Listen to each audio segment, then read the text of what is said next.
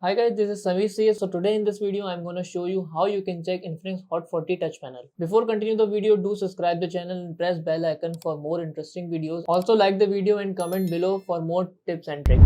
Okay, now let's start. Firstly, open the dial pad and dial star hash 90 hash.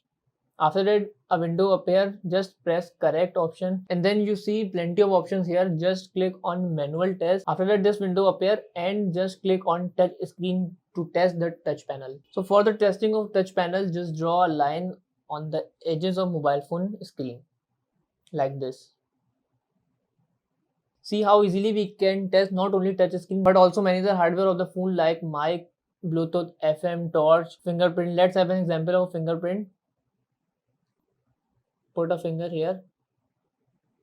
See, it's mean the fingerprint of my phone is working 100% okay. So that's it about the video. I hope you enjoy it. Just don't forget to like the video, subscribe us, and if you guys want any other tips and tricks related to Infinix Hot 40, so comment below. See you guys on next video. Take care.